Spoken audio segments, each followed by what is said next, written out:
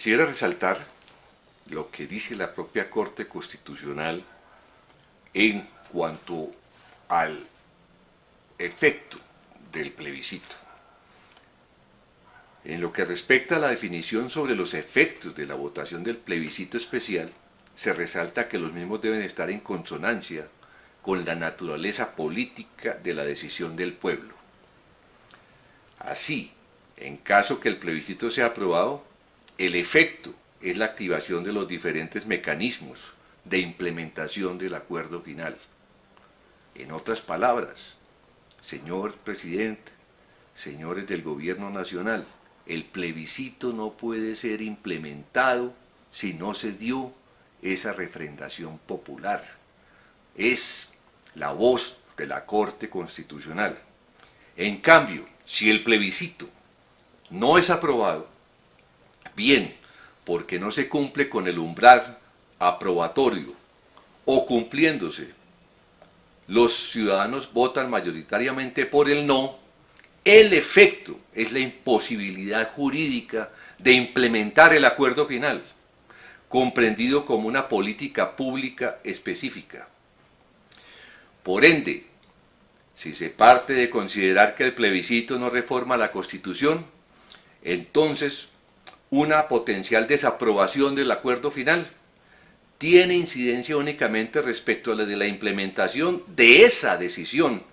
de política pública en específico, o sea, el acuerdo que ya se había celebrado con la FARC-EP,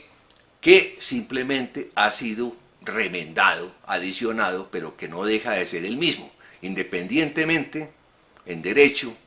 de cómo se denominen las cosas. Este no es un nuevo acuerdo porque no tiene de ninguna manera, digamos, elementos esenciales, sustanciales, y también deben ser de alguna manera involucrados en la discusión, pero en la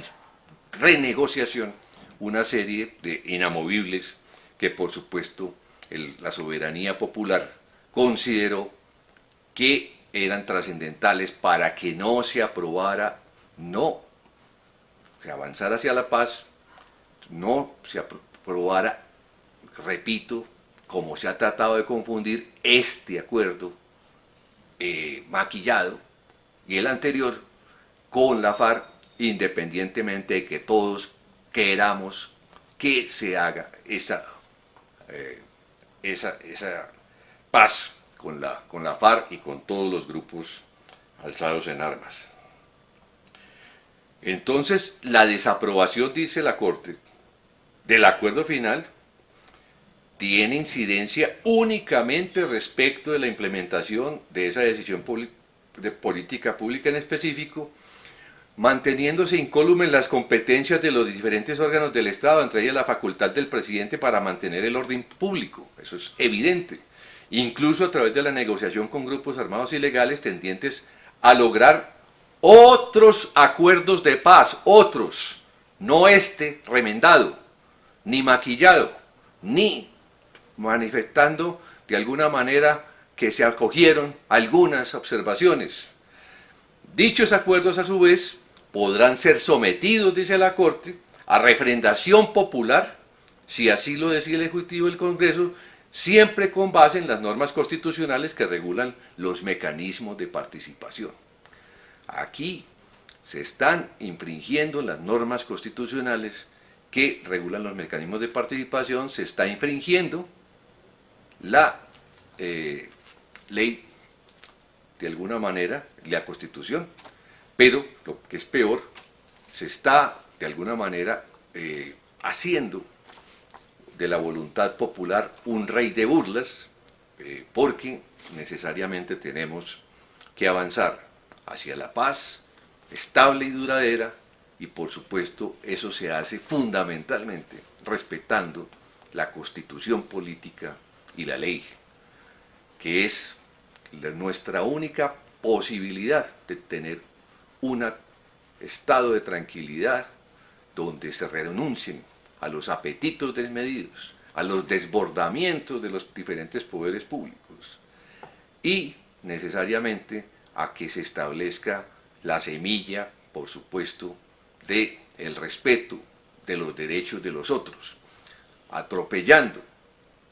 el derecho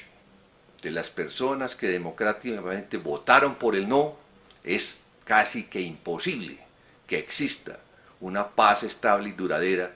máxime cuando esa voluntad precisamente se pronunció con que los términos del acuerdo final que habían celebrado no podían de ninguna manera nacer a la vida jurídica, mucho menos, por favor, se pueden implementar los aspectos relativos a un acuerdo que ya no existe.